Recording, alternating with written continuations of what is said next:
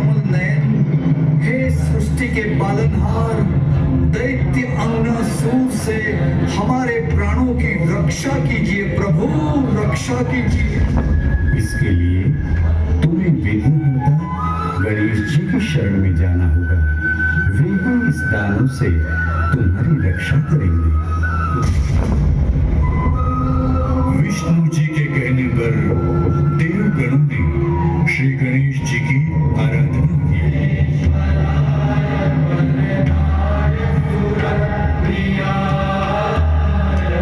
उनकी इस आराधना से प्रसन्न होकर गणेश जी बाल स्वरूप में प्रकट हुए।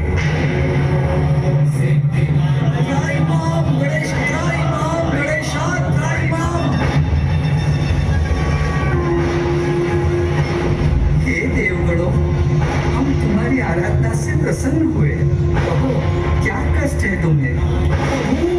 अंगनासूर नामक एक दैत्य ने चारों ओर से हाहाकार मचा रखा है।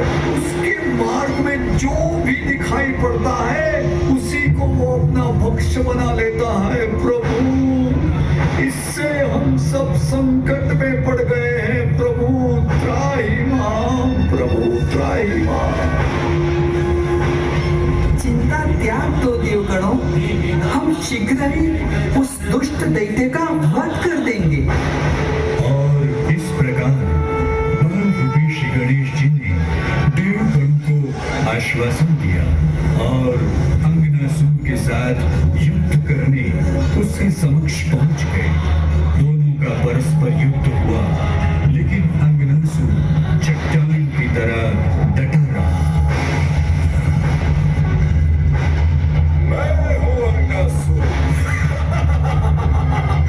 तुच्छ बालक, तू आया है मेरा वध करने।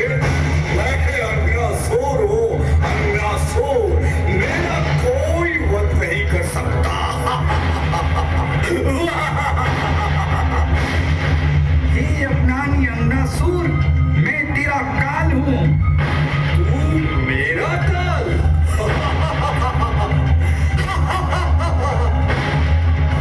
उसने हर प्रहार का निडरता से सामना किया और तभी आकाशवाणी हुई।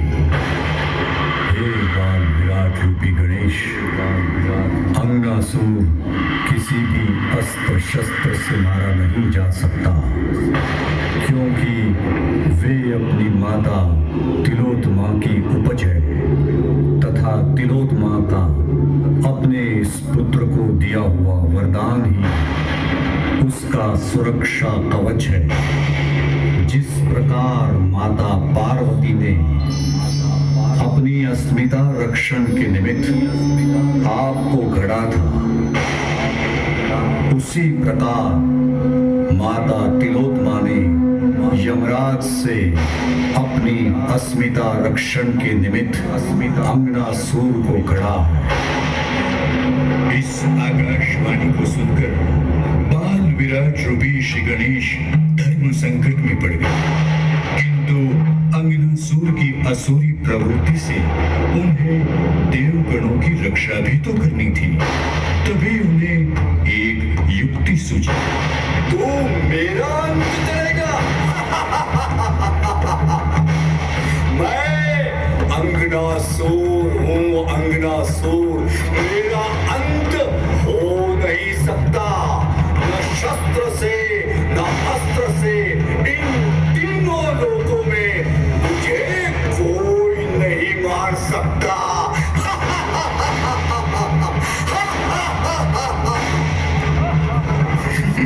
अच्छा, तो ये देख, हे दुष्ट अंगनासूर,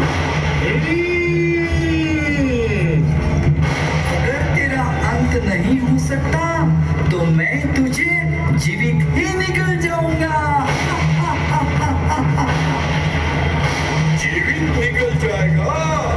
इतना तुच्छ बालक। बता बता, कैसे निकलेगा तू मुझे?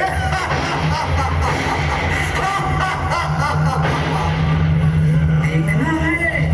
तो ये देख।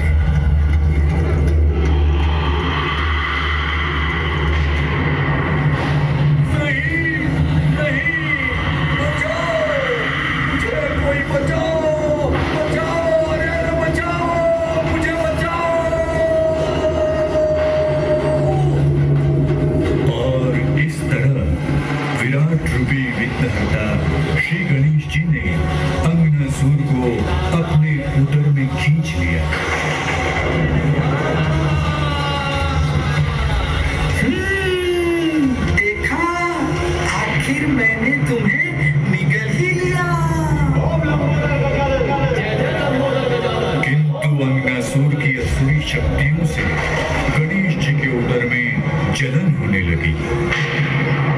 अरे अरे ये क्या हो रहा है? ये मुझे जलन क्यों हो रही है?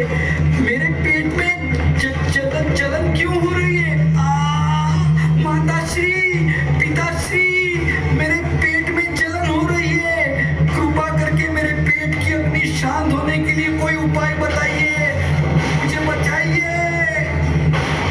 उनकी इस जलन को दूर करने के निमित्त भगवान शंकर ने अपना विषधर नाग प्रदान किया, परंतु इसका कोई प्रभाव नहीं पड़ा। तब चक्रपाणी विष्णु जी ने अपना कमल प्रदान किया, किंतु वो भी निष्फल हुआ।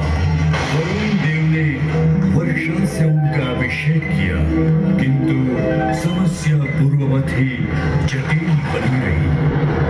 आखिरकार ऋषि मुनियों के हाथ 21 दुर्वा श्री गणेश जी के मस्तक पर रखते ही उनकी उदर ज्वाला शांत हो गई। अब मुझे बहुत अच्छा लग रहा है। मेरे पेट की अग्नि भी शांत हो गई है। धन्यवाद ऋषिवर। मैं वरदान देता हूँ कि आज के बाद जो भी मुझे दुर्वा समर्पित करेगा, उसके सारे विघ्न कष्ट मैं अवश्य दूर कर दूंगा। और इसीलिए श्री गणेश जी को पूजा में दुर्वा चढ़ाई जाती है। हे भक्तजनों, जब इस धरती पर पाप बढ़ा है, तब भगवान विष्णु ने अवतार लिया है और दुष्टों का नाश किया है। भगवान विष्णु के अब तक 9 अवतारों का अवतरण इस धरती पर हो चुका है। हिंदू पुराणों के अनुसार भगवान विष्णु का 10वां अवतार कल्कि के अवतार के रूप में कलयुग में जन्म लेगा और इस कल्कि अवतार की प्रतीक्षा में ऋषि व्यास, राजा बलि, परशुराम जी, हनुमान जी, विभीषण, कृपाचार्य जी, अश्वत्थामा और मार्कंडेय ऋषि जी आज तक जीवित हैं। इन अष्ट चिरंजीवियों के साथ कल्कि अवतार की इस सुंदर प्रभा में विराजमान श्री गणेश जी को भाव